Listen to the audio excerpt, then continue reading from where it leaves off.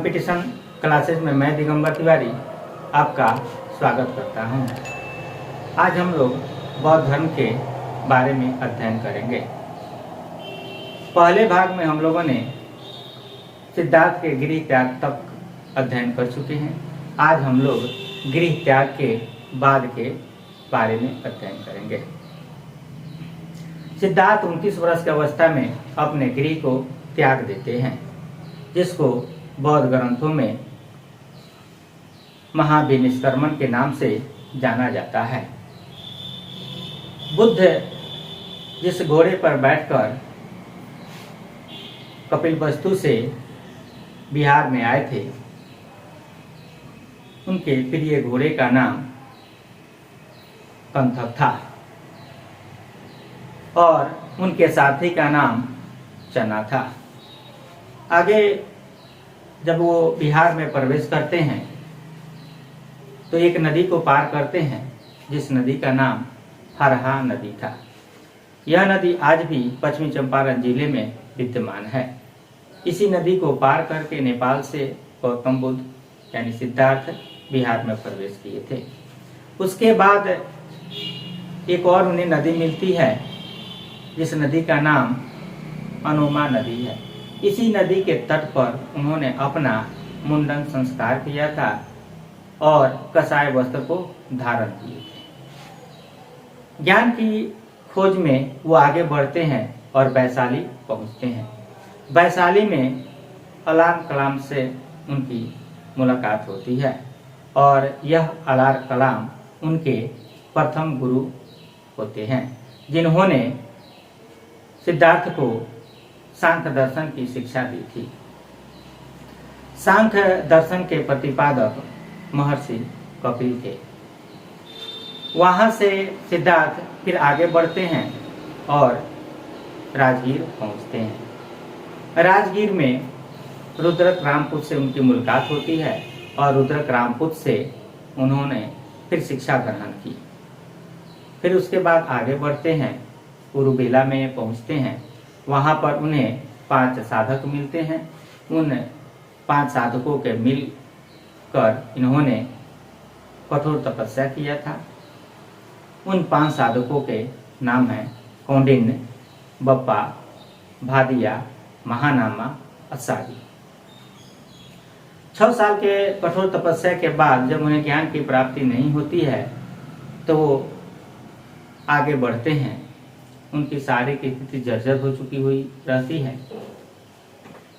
आगे जाने पर एक वन में एक नृत्यांगना मिलती है, जो इनको खीर खिलाकर इनके 6 वर्ष का उपवास तोड़वाती है। उस नृत्यांगना का नाम है सुजाता। उसी के हाथ से खीर खाकर इन्होंने अपने उपवास को तोड़ा था और उस नृत्यांगना एक गाना गा रही थी। उस गाने का बोल है कि वीणा के तार को इतना न कस दो कि वह टूट जाए, वीणा के तार को इतना न ढीला छोड़ दो कि उससे कोई धुन ही न निकले। इस गाना को सुनकर सिद्धार्थ मध्यम मार्ग प्रतिपदा का प्रतिपादन करते हैं और पीपल वृक्ष के नीचे तपस्या करने लग जाते हैं। 49 दिनों के तपस्या के फलस्वरूप सिद्धार्थ को ज्ञान की प्राप्ति होती है और वह दिन था वैशाख पूर्णिमा।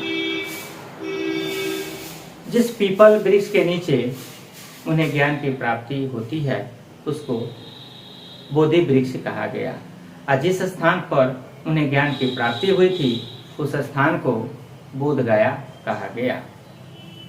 जिस नदी के तट पर सिद्धार्थ को ज्ञान की प्राप्ति हुई थी उस नदी का नाम निरंजना या फल्गु नदी है।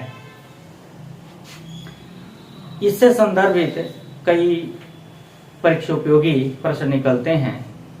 उन परीक्षोपयोगी प्रश्नों को हम एक एक करके अध्ययन करेंगे। सबसे पहला प्रश्न है कि सिद्धार्थ ने गृह त्यागने को बौद्ध ग्रंथों में किस नाम से जाना जाता है? तो महाभिनिष्क्रमण के नाम से जाना जाता है बौद्ध ग्रंथों में। अगला प्रश्न है सिद्धार्थ के प्रथम गुरु कौन थे? तो सिद्धार्थ के प्रथम गुरु अलार कलाम थे। अगला प्रश्न है, सिद्धार्थ ने अलार कलाम से किस दर्शन की शिक्षा ली थी? तो सिद्धार्थ ने अलार कलाम से सांख्य दर्शन की शिक्षा ली थी। सिद्धार्थ ने, अगला प्रश्न निकलता है, सिद्धार्थ ने अलार कलाम से सांख्य दर्शन की शिक्षा कहाँ पर ली थी? तो वैशाली में सांख्य दर्शन की शिक्षा सिद्धार्थ ने अपने प्रथम गुरु अलार कलाम से ली। अगला प्रश्न है, सिद्धार्थ के दूसरे गुरु कौन थे? तो सिद्धार्थ के दूसरे गुरु रुद्रक रामपुर थे। रुद्रक रामपुर से सिद्धार्थ ने कहाँ पर शिक्षा ली थी? राजगीर। तो सिद्धार्थ ने रुद्रक रामपुर से राजगीर में शिक्षा ग्रहण की थी। सिद्धार्थ को 5 साधक कहाँ मिले? ये प्रश्न बहुत ही महत्वपूर्ण है। तो ये उरुबेला में मिले थे ये 5 साधक। अगला प्रश्न है कि उन 5 साधकों का क्या नाम था? तो 5 साधकों का नाम इस प्रकार है।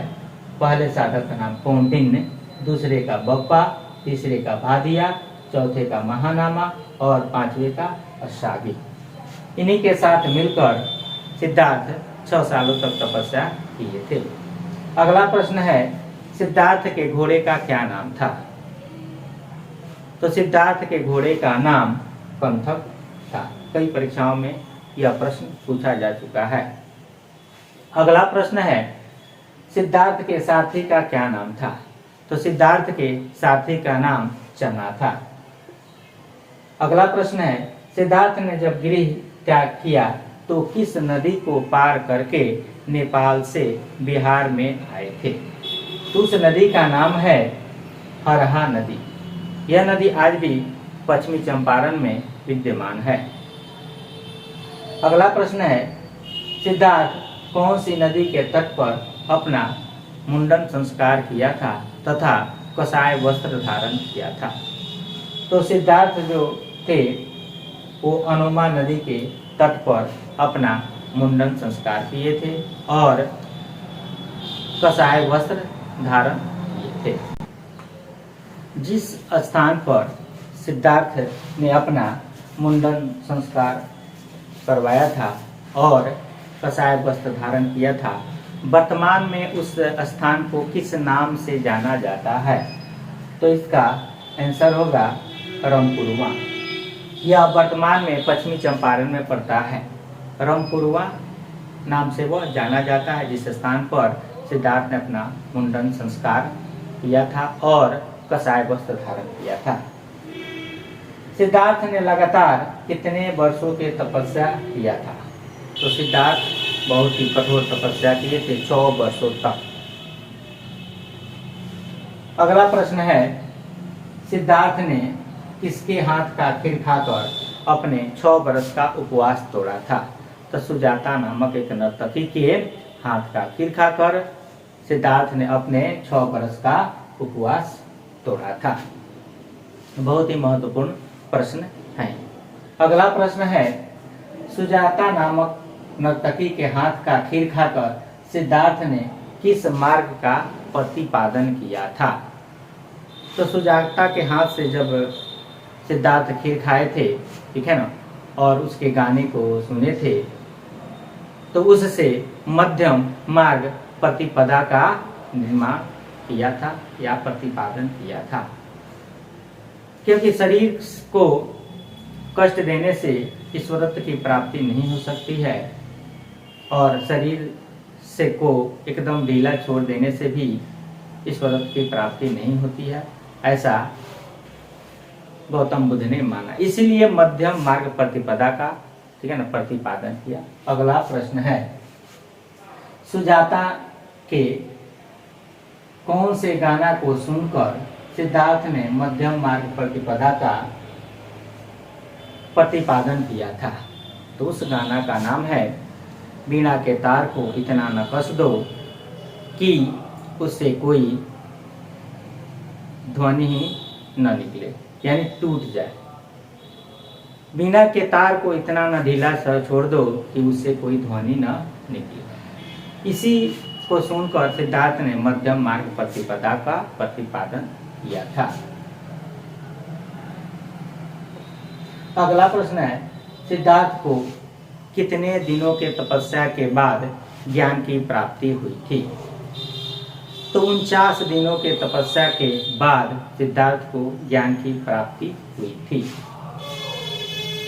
अगला प्रश्न है, सिद्धार्थ को ज्ञान की प्राप्ति कब हुई थी? तो सिद्धार्थ को ज्ञान की प्राप्ति वैशाख पूर्णिमा के रात्रि में हुई थी। ये बहुत ही महत्वपूर्ण प्रश्न है, कई परीक्षाओं में यह प्रश्न पूछे जा चुके हैं। अगला प्रश्न है, सिद्धार्थ को ज्ञान की प्राप्ति कहाँ पर हुई थी? तो सिद्धार्थ को ज्ञान की प्राप्ति बोध गया में हुई थी। यह बोध गया आज भी पटना से 85 किलोमीटर पश्चिम में पड़ता है। अगला प्रश्न है, सिद्धार्थ को ज्ञान की प्राप्ति किस वृक्ष के नीचे हुई थी? तो सिद्धार्थ को ज्ञान की प्राप्ति पीपल वृक्ष के नीचे हुई थी। वहीं पीपल वृक्ष के नीचे बैठकर 49 दिन तपस्या किए थे तो उन्हें ज्ञान की प्राप्ति हुई थी। अगला प्रश्न है, सिद्धार्थ को कौन से नदी तट पर ज्ञान की प्राप्ति हुई थी? तो सिद्धार्थ को निरंजना या फल्गु नदी के तट पर ज्ञान की प्राप्ति हुई थी। अगला प्रश्न है कि कौन सा शासक बोधि वृक्ष को कटवा दिया था? बंगाल का एक शासक था शशांक, उसने ही बोधि वृक्ष को कटवा दिया था। ये प्रश्न जो है बहुत ही महत्वपूर्ण प्रश्न है। अगला प्रश्न है, शशांक ने बोधि वृक्ष को कब कटवा दिया था? तो शशांक ने 7वीं शताब्दी में बोधि वृक्ष को कटवा दिया था। अगला प्रश्न है, शशांक ने कौन से पीढ़ी के बोधि वृक्ष यानी पीपल वृक्ष को कटवाया था? तो दूसरी पीढ़ी के बोधि वृक्ष को यानी पीपल वृक्ष को वह कटवाया था। अगला प्रश्न है, वर्तमान में बोध गया में जो पीपल का पेड़ है वह किस पीढ़ी का पेड़ है? तो वर्तमान में जो बोध गया में पीपल का पेड़ है वह 5वीं पीढ़ी का पेड़ है, जो कई परीक्षाओं में पूछा जा चुका है। आज के लिए इतना ही, फिर बौद्ध धर्म के बारे में हम लोग भाग 3 में आगे के प्रश्नों को अध्ययन करेंगे। तब तक इतना ही। जय हिंद, जय भारत।